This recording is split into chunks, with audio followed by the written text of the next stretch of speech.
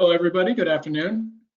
I'd like to welcome everybody to the initial webinar in the Winning Local Media series of webinars with BIA Advisory Services and Sales Fuel.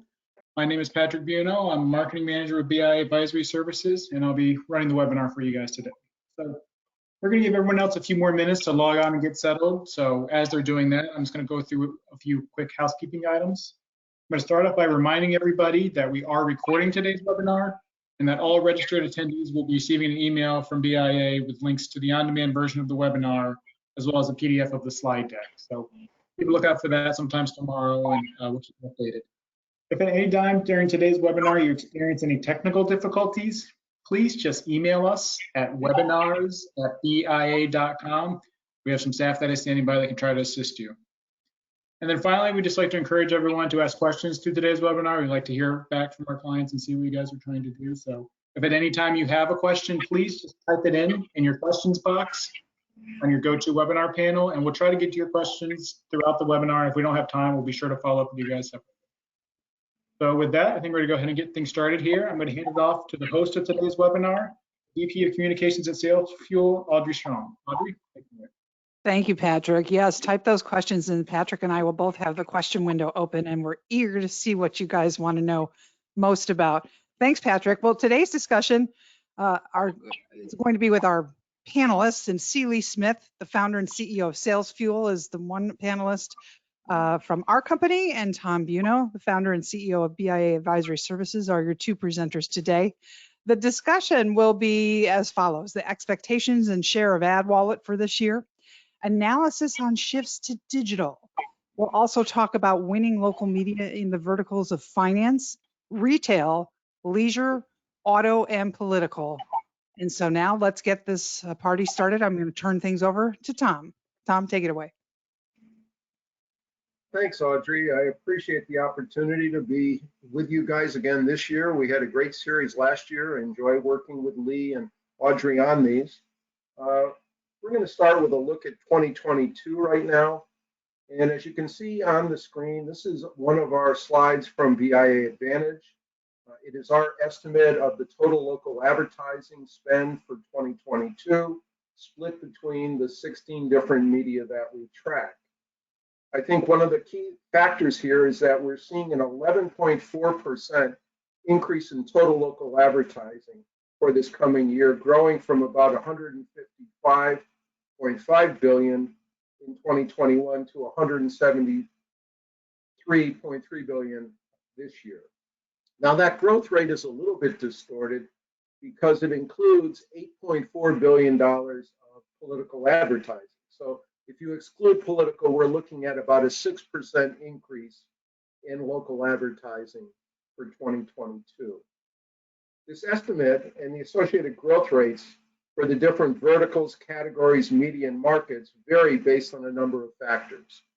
These include a number of economic factors such as real GDP growth, unemployment trends, consumer spending, as well as other factors such as supply chain issues, more people working from home, and hopefully our emergence out of COVID. We now see mobile advertising as the leading media for local advertising, surpassing direct mail for the first time. PC laptop now is approaching direct mail advertising. We see TV, OTA, buoyed by political at 12.3% nationally. Next slide, please.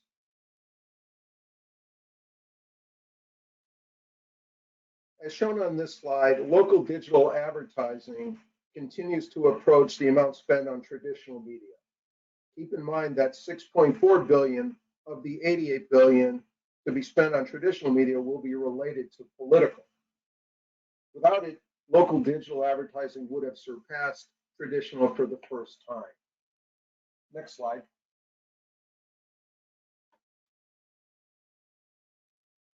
Looking out at the end of our projection term, we are projecting total local advertising to grow at a 5.6% compound annual growth rate.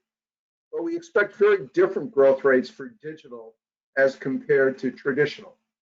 We see 10% compound annual growth for digital, just 0.7% for traditional. We see TV OTT as the fastest growing media. We project it to grow at a 14.3% CAGR.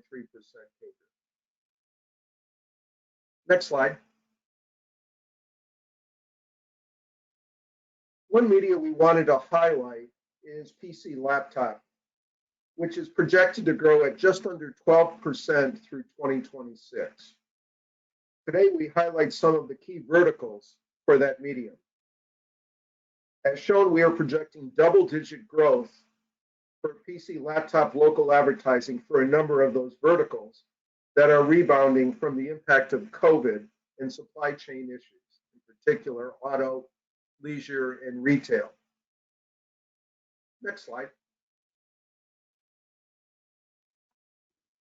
We're going to go into the financial insurance vertical and then look at consumer lending and mortgages. So here's the vertical.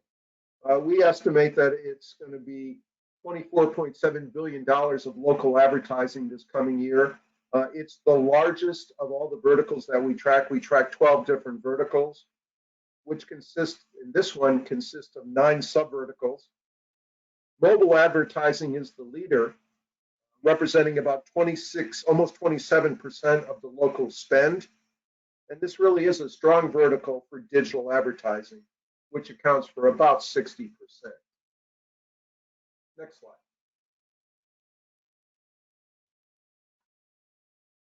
So we're going to focus here on what's going on with consumer lending.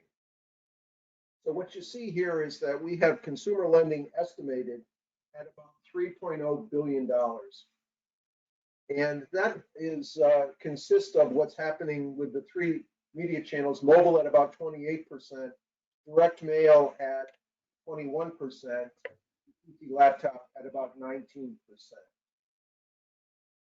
We're going to go into more detail here, Lee, if you want to start to drill down a little bit about what we're seeing. Now, I will say that this is an area that we saw grow substantially this past year in 2021 as the housing market really got heated.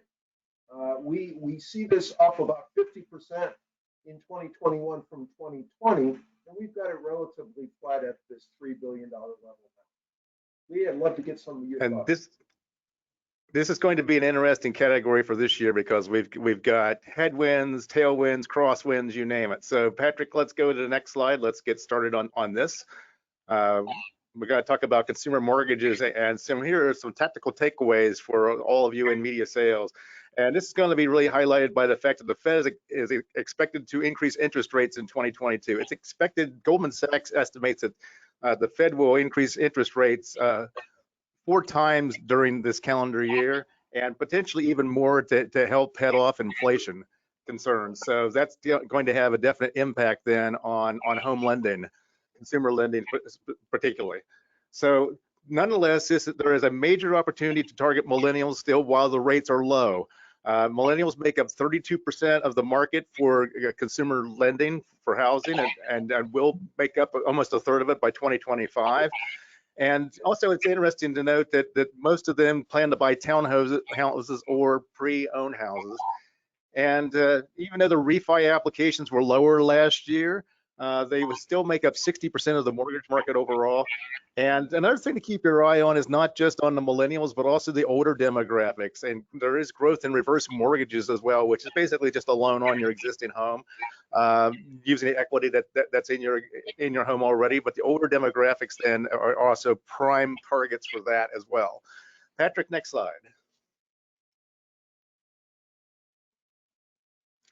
So we wanted to use our audience scan data, which is our 12th annual audience scan study of U.S. consumer behavior, and we surveyed 18,900 adults online within the past few months. And here's some consumer trends from those people who were clients of mortgage refinancing. These are people that intend to use a mortgage company then for refinancing specifically. Almost 5% plan to buy a larger, smaller home in the coming year. And they're 26% less likely to go past the first page of search results on Google, Bing, etc. They're twice as likely as the average U.S. adult to read a blog every day. So there's something to keep in mind. And 48%, nearly 50% of refi clients have taken an action after seeing an ad on television, whether it be over the air or on cable in the past 30 days. Next slide. So let's put those two things together, the trends in the industry, the trends with the consumer, and talk about media sales tactics. So here are a few of them that we recommend at Sales Fuel. The local brokers need to improve their digital customer experience. Consumers are increasingly finding their lenders online, and it's not just it's not just other mortgage companies. Then there are credit unions, online lenders, alternate financing options. We have one in Columbus here called lower.com, and it's a non-bank, but that's all they do is home loans. So with that, local brokers need to advertise aggressively to compete with all these folks. OTT, social media generate high response with young first-time home buyers. TV, OTA, and print media generate high response in the reverse mortgage market. And we encourage everyone to use Admiral's local market housing data for lender and customer insight going forward. Next slide. So Audrey, back to you. So if you have any questions on financial insurance, go ahead and type them in at this time. I know that one question that came in is, do you guys see the refinance applications continuing the decline? I will answer that, and I will say the answer is yes. Keep in mind, though, it declined last year slightly, but it was still 60% of the market. It will decline again this year, no doubt, as the interest rates go higher. But it's still going to be a very sizable amount of lending to consumers. Yeah, Okay, great. We're seeing the same thing, Lee. This has been quite an area for the past year. It's gonna wane a little bit, but still pretty strong. Great. Let's move to our next vertical, gentlemen. We got a lot of ground to cover. Okay. Retail. We're going to look at lawn and garden equipment and supply stores in a second. So here is the overview of the vertical for retail. We estimate it to be about $24.4 billion. It's the second largest vertical behind the finance insurance vertical, but it's made up of 28 different sub-verticals. So, I mean, this is really fragmented.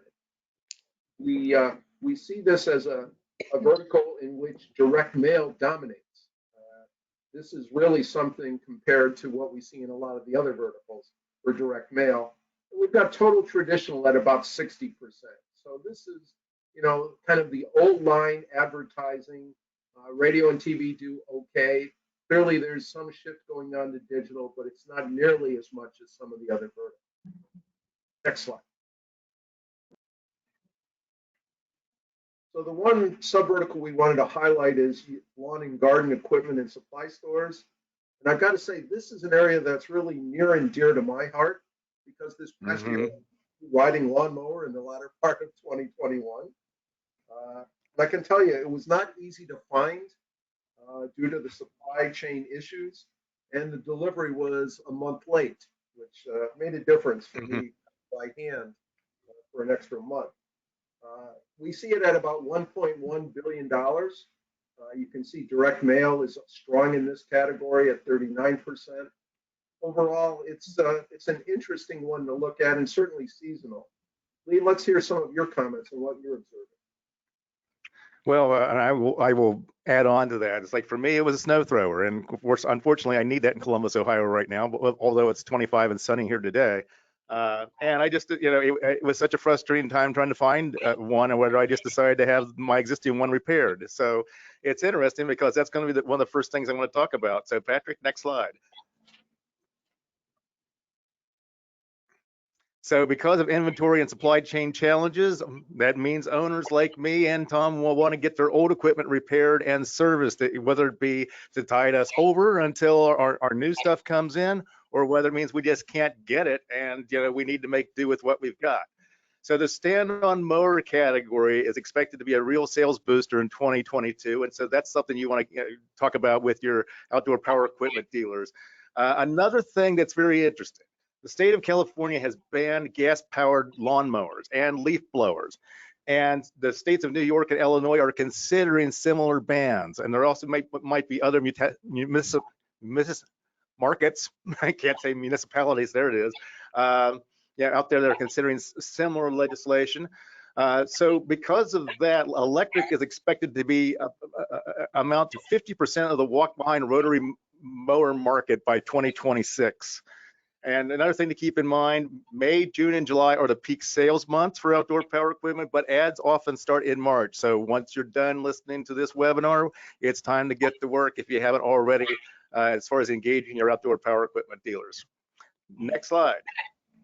That's the industry trends. Now we're going to talk about consumer trends.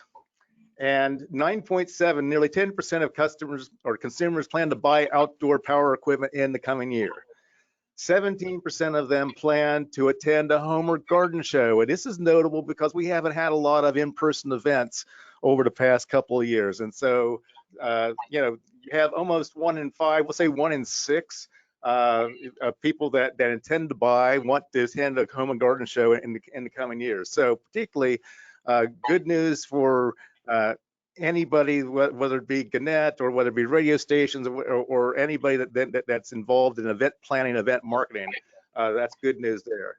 Outdoor power equipment shoppers, 83% more likely to take action after seeing an out-of-home ad in the past 30 days, and that number is even higher for cinema advertising, which is also good news because as we hopefully go into an endemic, keeping our fingers crossed, where it's like, we see movie going to continue going up, and the cinema advertising market is going to be a benefactor there. 69% of taking action after seeing a direct response ad in their mailbox in the last 12 months as well. Next slide. So our advice then for media sellers is this: advertise service and repair and quality of merchandise to help the local dealers compete with big box home improvement centers. That hasn't changed in 2022. It's been this way for the past decade, and you know, and so it continues. But service and repair is even more important this year.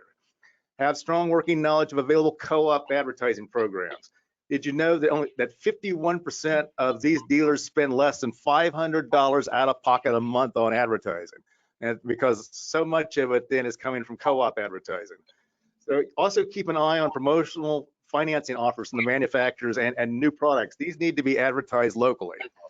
A great discovery question you can ask is, what percentage of your sales come from commercial accounts? Those need to be handled with a different type of marketing campaign, obviously, than the consumer accounts do.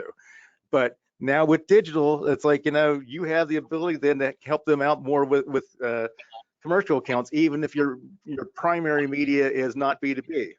And we encourage everyone to use AdMo's co-op advertising database and our limited time opportunities for ongoing opportunities for generating media sales.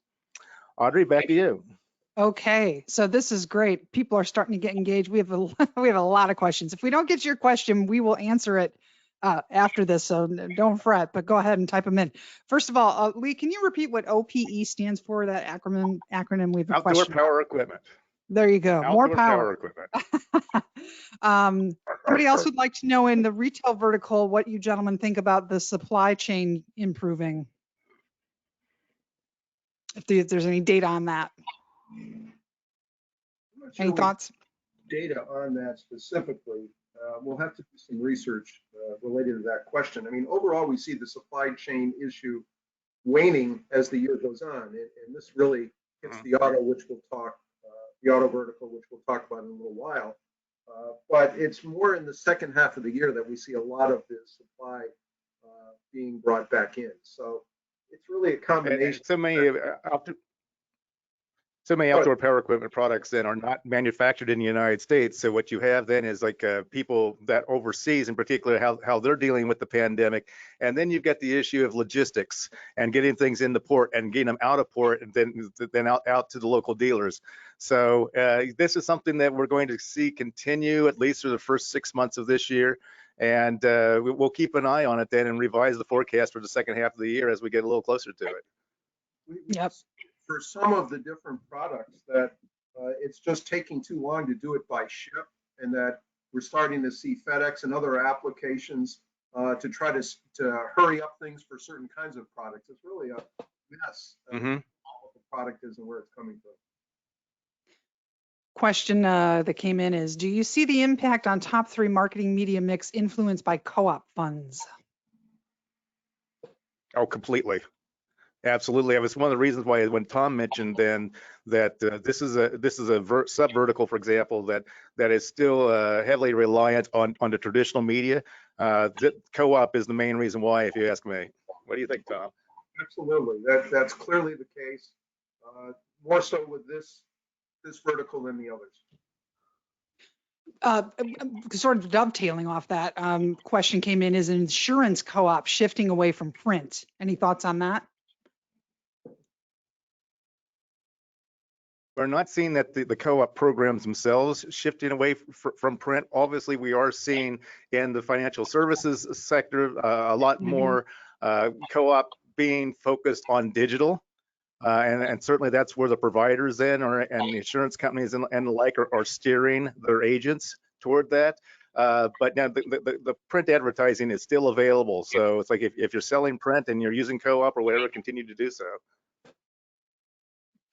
Here's a comment that came in about your OPE leads. I'm being told that Toro showed co-op is not offering it to retailers. Are they just blowing me off, or can it really change that quickly? Was the comment. That is something that we will have to consult with our brand research specialist here or whatever, and get the latest from them. So again, I'll check the AdMall database, and then we'll have them follow up. Then, if you're being told that, we'll follow up on that and get your response. So Audrey will take your name and email address then, and we'll follow up with you directly. All right. And then one last general question, then we'll move on to our next vertical. What is meant by PC laptop? Is that digital display advertising? Just a question about how it's categorized. Yeah, we actually, see this as an area that we wanted to fine tune a little bit this year, and in terms of the definition. So we decided to focus on what we see on the PC and the laptops. So yes, to answer your question, that's exactly what. Excellent. All right, let's motor into our next vertical. Leisure. So while I said that I was getting the lawnmower and looking at lawn and garden was near and dear to my heart, fitness and recreation is not, as my wife can talk to me about. We see this vertical at about $14.1 billion. And from our perspective, it's one that has really been devastated as a result of COVID. Overall, we have it down about 40% in 2020. So a lot of us weren't able to go to different facilities. We weren't able to travel. So leisure and recreation really took a hit. You can see the areas that are getting the biggest shares. We've got digital a little over 50%. But this is an area that has been hurt, and certainly it's really hurt out of home. We've got it at about 11.7%, but if people aren't on the road as they were for much of this past year and the prior year, billboards really didn't have much of an impact, though there are clearly other digital out of home and other vehicles for advertising out of home, but it really got hit hard. Next slide.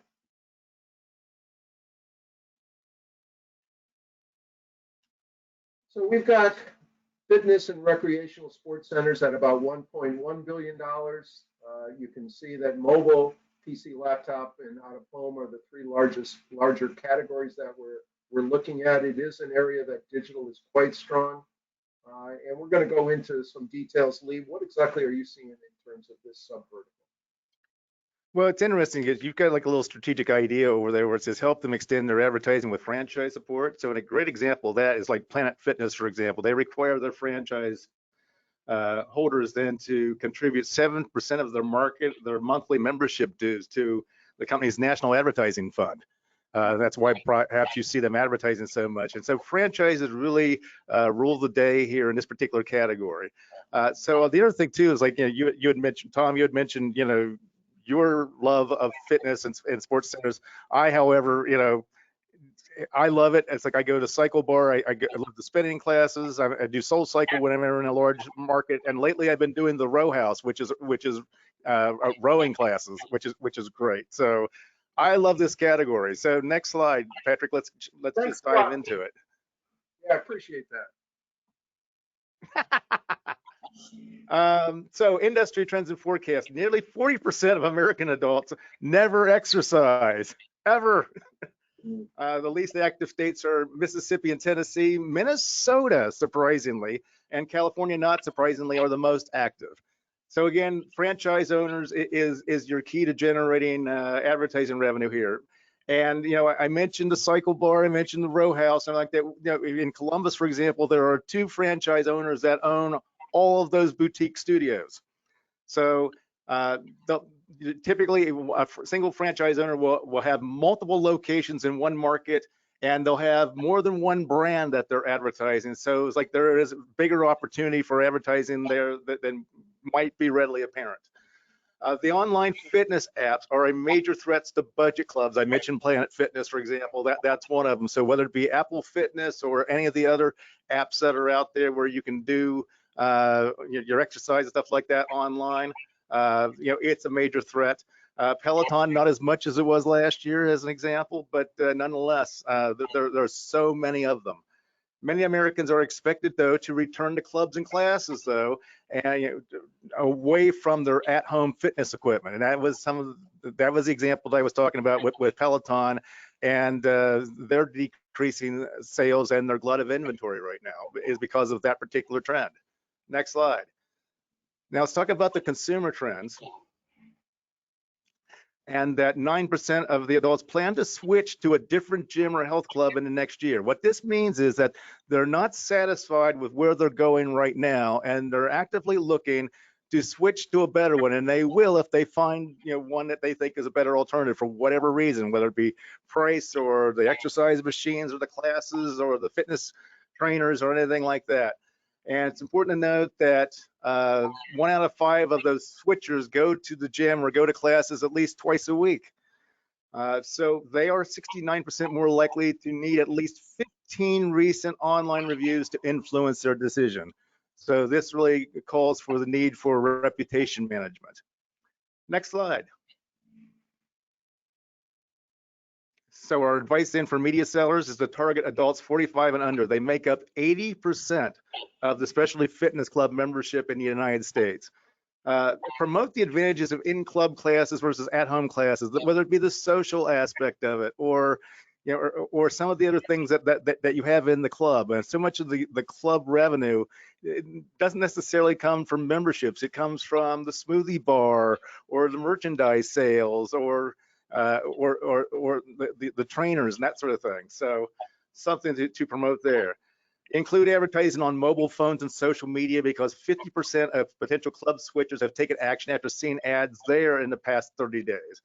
I mentioned reputation management services. They need to improve the quantity. You have to get over 15, remember, and the quality of the online reviews.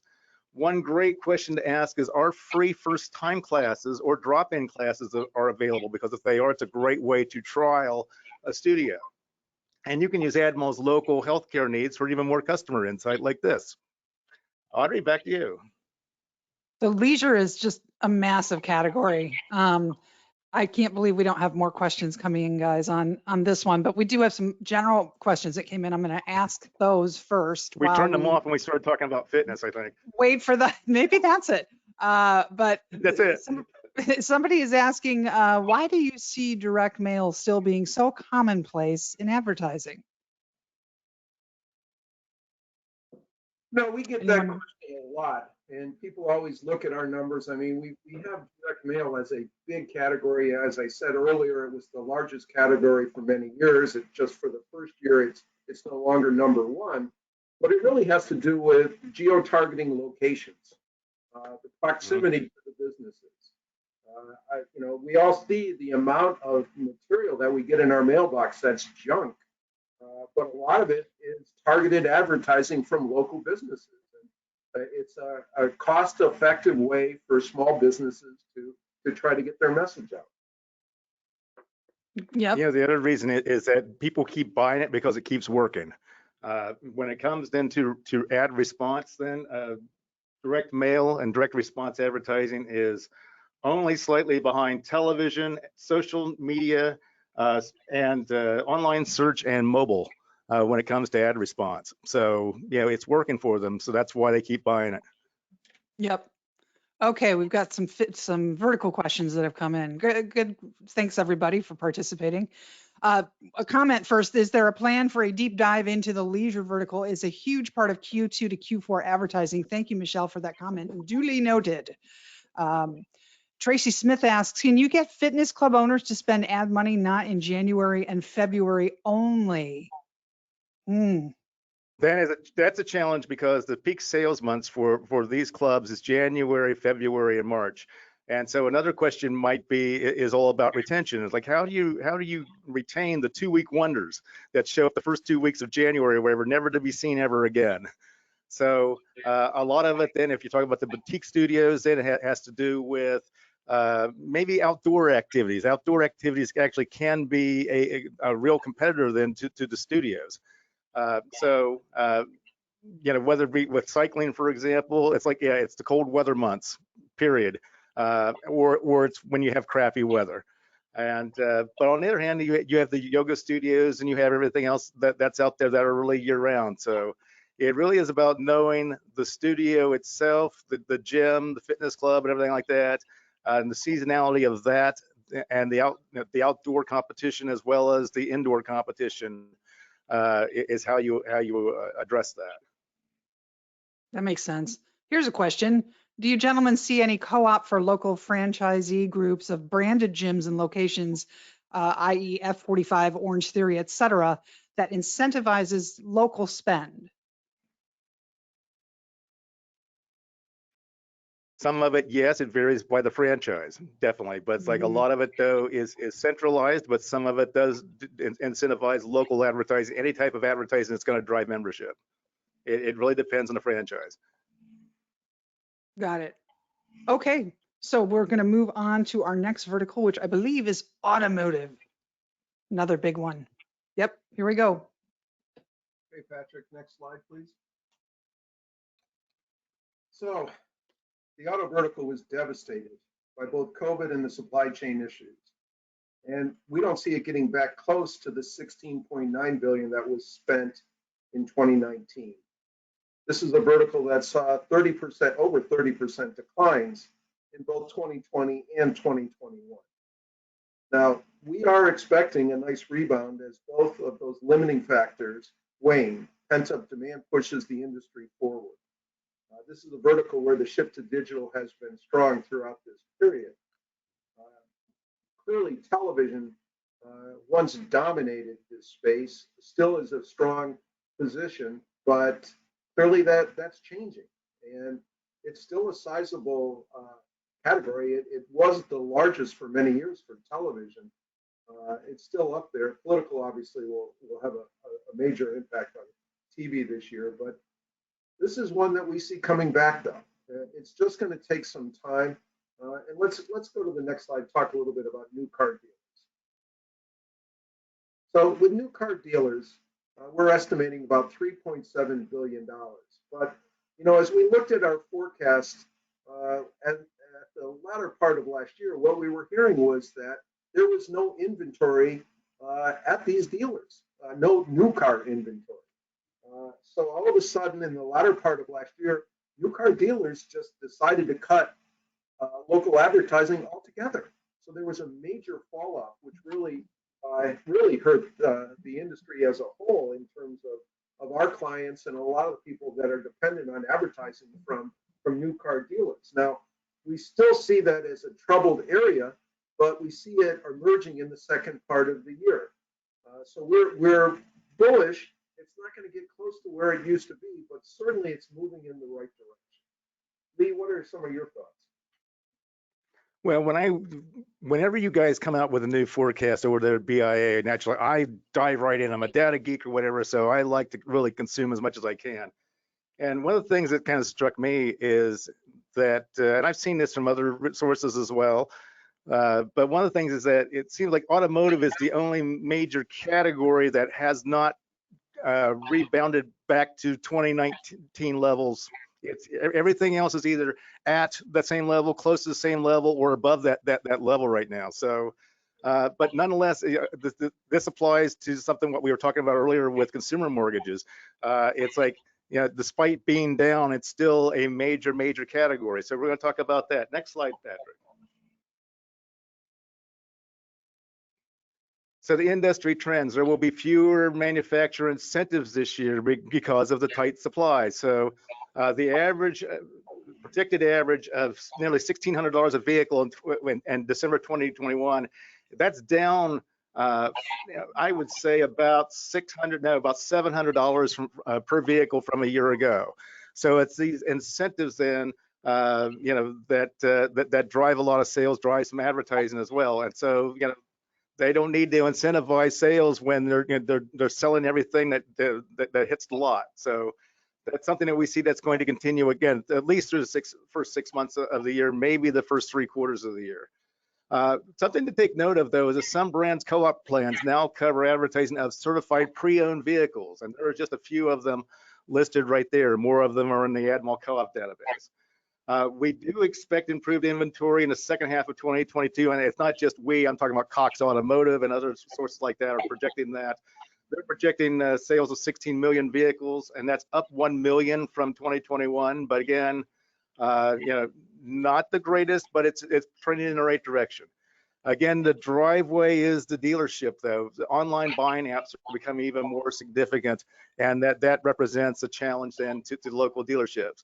Another trend that we see in automotive is my car right there. That's my car. That's not me sitting in. I don't know who's sitting in my car, but nonetheless, electric is going to be a big deal. And so let's go to the next slide, Patrick. We talked about electric in terms of lawnmowers and leaf blowers and everything like that. Same thing applies then to new cars. And this was something we talked about last year. And you've certainly seen over the last 12 months then the manufacturers advertising more electric models. So up to 20% of consumers plan to purchase a new car or truck this year. That's about average. It normally runs about 19 to 20% every year. These are people that intend to shop for a new car or truck. And do they actually purchase it? No, things happen, or they don't find the model they want, or there's not inventory, or they end up buying used. So it's like, that doesn't mean that 1 out of 5 people are going to buy. It just means that they're in the market to buy. Nearly 12% of new vehicle shoppers are including electric cars in their purchase consideration. So with audience scan data, the audience scan study, we asked them, what brands are you considering? So we take a look at, and then what type of cars, are they electric, are they hybrid, or and so forth. And so, electric, then nearly 12%. 34% of all vehicle owners who are current owners, not just shoppers, say that they prefer dealership service centers to general repair shops. So this is an important item to keep in mind then as you're selling dealerships in the next few months. Next slide. So dealers should be touting their service departments to generate revenue in the near term right now, especially if they're challenged with inventory issues. 90% of car shoppers now start their buying process online. So it's important to help the dealerships remind the buyers of the value that they provide. As far as the buying process. Reputation management is critical for both dealers and their salespeople. And it's important to combine digital with traditional because traditional still influences purchase decisions as every bit as much as digital. And so we encourage everyone to use AdMall's automotive brand reports for both dealer insight and customer insight. Audrey, back to you. Okay, now we knew this was going to be one of the categories that really fires everybody up, because as we said in our pre-meeting for this webinar, everybody, this is so not a normal marketplace right now for this vertical. Okay, somebody says, so how do you all say there's going to be an 11% increase in advertising with this important category struggling, and really no one knows when the inventory is going to really improve? This is 25 to 30% of some industries' client spend. Not sure about the numbers. Manufacturers are not saying what Cox is saying. Anybody want to respond to that comment? Well, the first thing I would say is that don't be fooled by the 11% number that I mentioned earlier, because that includes a significant amount of political. So it really is 6% rather than 11% that we're really talking about in terms of core advertising. And when we look at some of these other areas, there's a lot of pent-up demand in general, and we're going to see advertisers needing to take advantage of this pent-up demand by consumers and consumer spending, the available money that consumers have to spend on products. So you know, with auto, there really is pent-up demand because there really wasn't inventory. Advertising you want to spend in order to take advantage of it. And certainly we've talked about some of the other verticals where that is definitely the case. Lee, what are your thoughts? Yeah, the attendee had exactly the right question though. The wild card in all this, chip shortages, inventory shortages, we see that improving already, and that is projected to continue to improve. At what pace? At what speed? You know, that is, you know, boy, that relies on so many things, and it's like, and it's, you know, really tough to be in the analysis business right now when you have so many variables that you don't normally have to deal with there, and that's certainly one of them. So we're taking it into consideration. You know, did Cox Automotive? I can't speak to them. Tom, I know your group is very careful in considering all of these things in your projections, and this is really our best educated guess based off where we see things trending currently, but that could change. This might be something that we have to look up. Sidebar, Melissa Neal, thank you for your question. She'd like to know on the data for the consumers considering electric cars. Do either of you remember what the data point last year was for this? She wants to be able to demonstrate the increase in demand. It's actually not an increase in demand, oddly enough. It's even to what it was last year. Well, there you go. 12% Question and both years. answer. I wasn't All even right. prepared for that. I just remembered that off the top of my head. So. That I was hoping you would. Thank you. Is co-op still prominent in auto? And he says, and I assume the dollars have shifted to digital only? Question. Co-op is still very prominent in automotive, yes, but again, the automotive manufacturers are steering them to digital outlets and digital advertising, you know, away from some of the traditional. But no, it's like it's still available for the traditional. I mean, now again, this will vary by the manufacturer as well. The other thing that we're seeing is that traditional co-op advertising is changing in the fact that you know, it's more local marketing support than it is traditional advertising driven.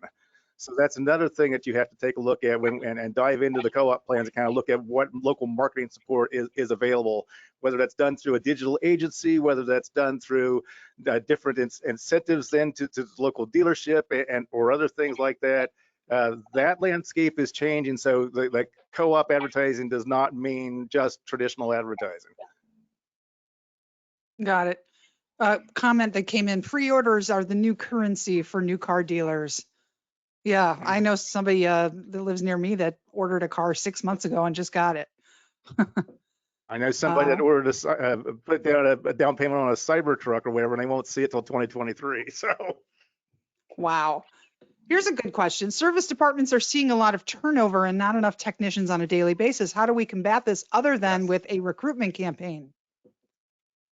exactly, with a recruitment campaign, it's an opportunity. So, you know, what one person sees as a threat, you can see as an opportunity. So, and that same thing goes, by the way, with service and repair technicians and outdoor power equipment. When we mentioned that, also opportunities for recruitment advertising there because they have the need, and there's not enough skilled workers applying for these jobs. So, whatever incentives, whatever they can do to make working for them, you know, appear more, you know, make it more appealing.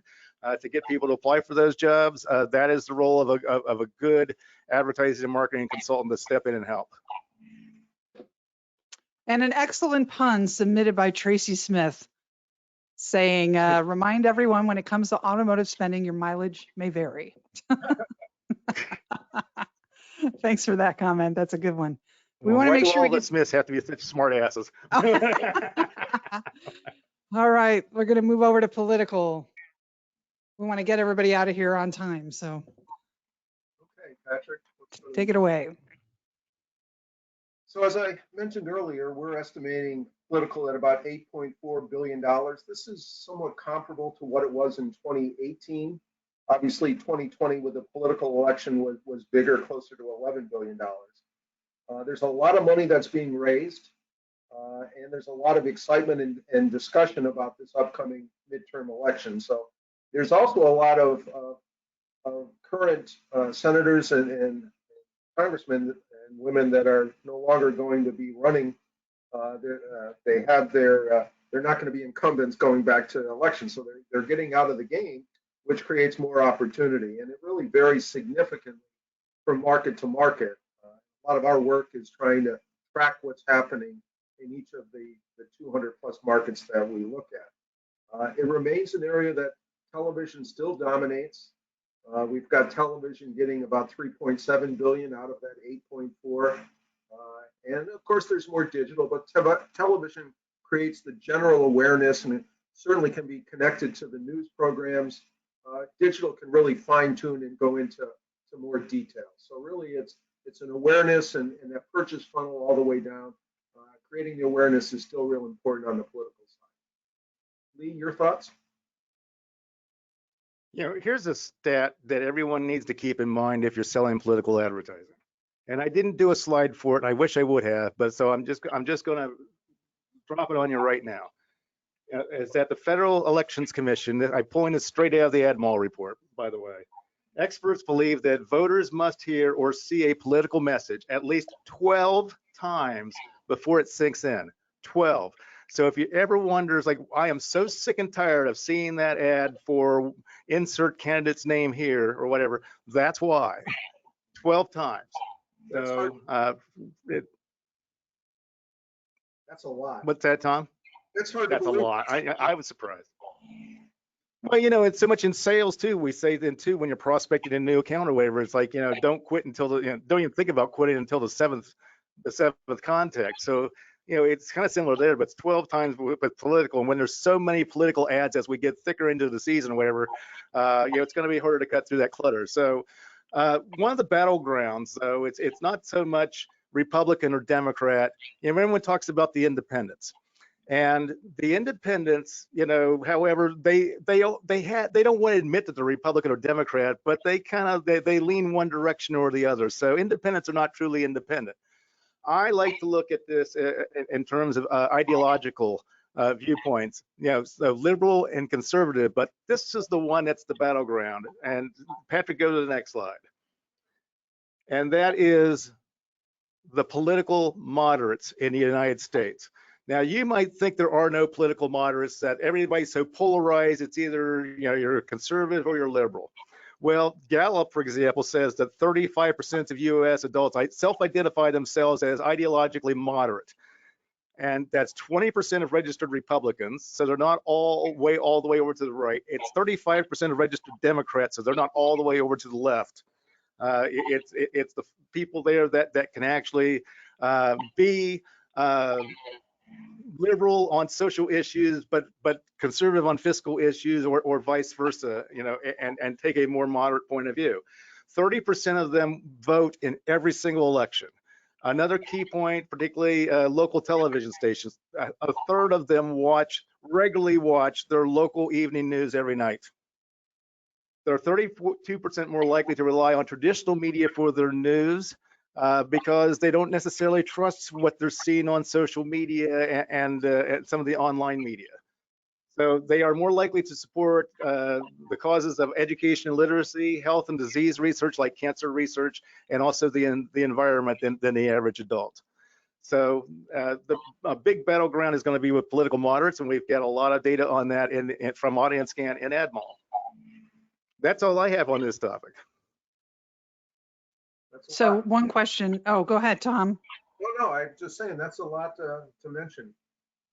Yep. So enter in your political questions. Or one question that was asked is, why is political so dependent on traditional media like TV and resistant to digital media channels? Well, Persuasion. I touched on this a little bit about the demographics that are watching local news and their tendency to vote, et cetera. So I think it was touched on with a number of Lee's comments. Yeah, video is big because of its ability to persuade people, whether it be through sound, through visuals, whether it be through background music, whether it's ominous music, or whether it's happy, cheerful music. And it's about evoking emotion, right? So so television certainly plays a big role in that, but OTT and online video as well. Another point that I wanted to mention when it comes to selling media is that keep in mind then that whatever you think the season is for political advertising, it's sooner than that, because you have so many ballots now being cast either by mail or in person, and they're voting earlier now than they have before. So you may have to actually move up what you think the campaign season is in your mind a little bit because of that fact alone. That's interesting. Yeah, that's a good point. Okay, so we have more. Oh, here's what somebody says. Somebody says digital advertising for political because online is not regulated and is susceptible to fraud and possibly false information. Well, that's an interesting thought in terms of digital Tom, what have you guys pathways. seen in the area of ad fraud in particular? I mean, as it pertains to political, because I know you guys do a lot of research on that. Yeah, that's an area that Rick Ducey really focuses in on, and I'm not sure it's specifically related to political, so we'll take a look at that and respond to that person in particular. Okay, sounds good. So can we go to the next slide? We've got some more data points, folks, that we're going to, when we send the deck out again tomorrow, watch your inboxes and check your junk files, spam folder if you don't see the recording come in. But both of our companies have put together a little more data for you, and we hope you like what you're seeing today. And if you aren't already a client, that you'll reach out to find out more, about all the products and services that Sales Fuel and BIA offer. And, speaking of that, Tom, can you explain BIA Advantage? I know that we have a slide next on that to share with everyone. Patrick, next slide. So BIA Advantage is a service. It's much more than just a product that we developed about 5 years ago, and we've really expanded it, primarily because of our clients asking for more and more information and us working with them closely to provide different information. But we're looking at 16 different media, but the underlying premise is that if you're in television or radio or some of the traditional media, you may be getting 10 to 15% of the local spend in the marketplace for your media. So a lot historically was spent focusing on trying to get share from the other direct competitors in your media. Well, if it's only 10 or 15%, that means that 85 to 90% are going to other media. So a lot of what we work with our clients on is looking by vertical, by sub-vertical, at where the dollars are being spent and trying to focus their sales campaigns to take share away from other traditional media and to gain share with regards to digital media. And a lot of that has to do with the specific markets they're in and the direct competition. So we start with an overview of what the local competition is, and then we start drilling down into what's the opportunities by vertical and sub-vertical against that kind of competition, both on the traditional side and a lot on the digital side. So our clients seem to be very happy. We keep expanding the service. We keep producing more and more reports and analyses, and then doing these kind of podcasts and webinars that really drill down on what clients really want to hear. What's really great about it, Tom, from a sales manager point of view, is that it's a way for you, a sales manager, to tell, am I getting my fair share of the market, whether it be in my traditional media, but also then in all the digital products that I sell. So it's the benchmarking then that can be so valuable then to someone that's projecting budgets for the following year. That's exactly right, Lee. We're starting now to work with clients with their own first-party data, their financial data, and track out share of wallet based on our numbers on a monthly, on a quarterly basis. So it's an interesting way of looking at how you're performing and engaging your success in a given market. Makes sense. Next slide. Lee and I are going to tag team a little bit on these. We've got some stuff going on the AdMall side. Oh, this is exciting. Yeah. We've got social media advertising on Facebook and Instagram data. We've added that into the information you get when you do your digital audit in AdMall. So Lee, this just happened, right?